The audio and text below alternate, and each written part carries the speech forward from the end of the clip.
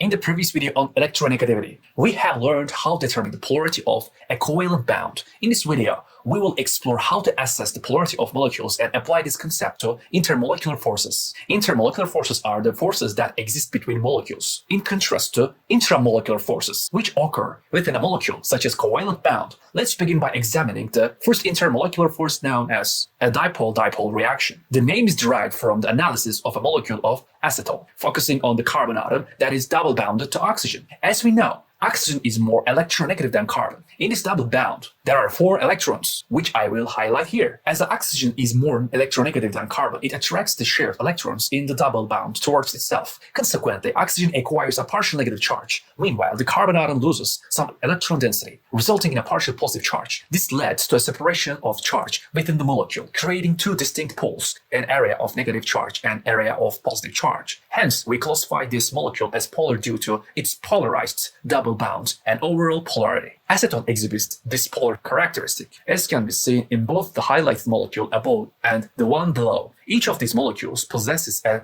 dipole moment, and since they have a separation of positive and negative charges, they are referred to as polar molecules. In organic chemistry, we recognize that opposite charges attract one another. The negatively charged oxygen atom in acetone is attracted to the positively charged carbon atom, creating an electrostatic attraction between the molecules. This attractive force holds the molecules together and requires energy to separate them. As a result, acetone has a boiling point of approximately 56 degrees Celsius. Since room temperature falls within the range of 20 to 25 degrees Celsius, acetone remains a liquid at room temperature and pressure. This is due to the presence of dipole-dipole interactions, which are intermolecular forces that depends on electronegativity. Now, let's examine another intermolecular force known as hydrogen bonding. In the case of water molecules, we observe a similar situation where oxygen, being more electronegative than hydrogen, attracts the electrons in the oxygen-hydrogen bond closer to itself. As a result, oxygen develops a partial negative charge while hydrogen experiences a partial positive charge. This arrangement leads to an electrostatic attraction between the negatively charged oxygen and the positively charged hydrogen of adjacent water molecules. Therefore, water is a polar molecule. This attraction is a type of dipole-dipole interaction. But in the case of water, it is an exceptionally strong version known as hydrogen bonding. In the past, there was speculation about hydrogen forming an additional bond. The term hydrogen bonding originally stemmed from the idea of hydrogen forming an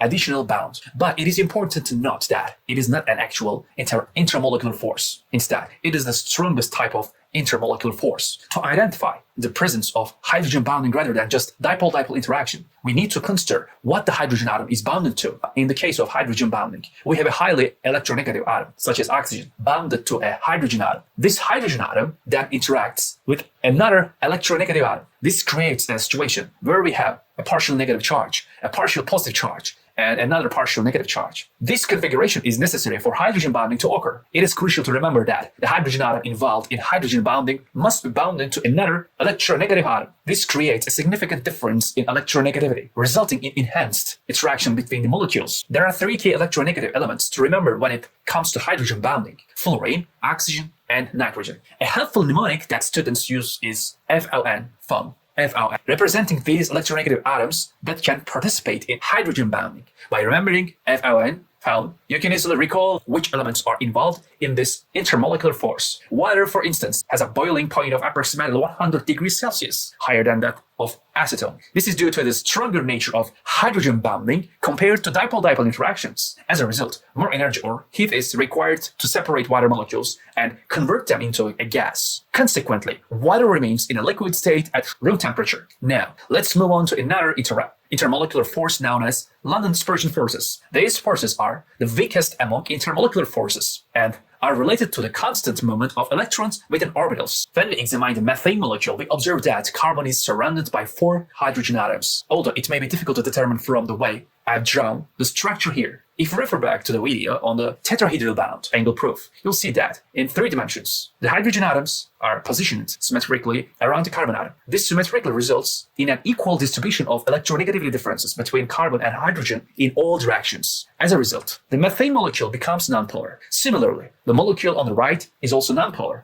In these nonpolar molecules, there are no dipole-dipole interactions or hydrogen bonding. The only intermolecular force present between two methane molecules is London dispersion forces. To understand London dispersion forces, we can consider the movement of electrons within the bounds and orbitals of these molecules. For instance, in the molecule on the left, there may be a transient moment when the electrons exhibit a slight net negative charge on one side of the molecule. In the case of methane, the movement of electrons can also occur in the opposite direction, resulting in a partial positive charge on one side of the molecule. This can lead to a very weak attraction between two methane molecules. This attraction, known as London dispersion forces, is the weakest among molecular forces. However, it does exist and is responsible for holding methane molecules together due to its weak nature. We would expect methane to have an extremely low boiling point. Indeed, the boiling point of methane is approximately minus 164 degrees Celsius. Since room temperature typically ranges from 20 to 25 degrees Celsius, methane has already evaporated and exists as a gas at room temperature and pressure. If we increase the number of carbon atoms in a molecule, the number of possible attraction forces also increases. By increasing the number of carbon atoms in hydrocarbon molecules, we can significantly increase their boiling points, despite London dispersion forces being the weakest intermolecular forces individually. When you have a larger molecules with more atoms, the cumulative effect of these forces can become quite significant. This means that for large molecules, the boiling point can be dramatically higher due to the increased number of attractive forces between molecules. It's important to recognize the application of electronegativity in understanding the prediction these intermolecular forces. This concludes our quick summary of intermolecular forces and their relation to electronegativity.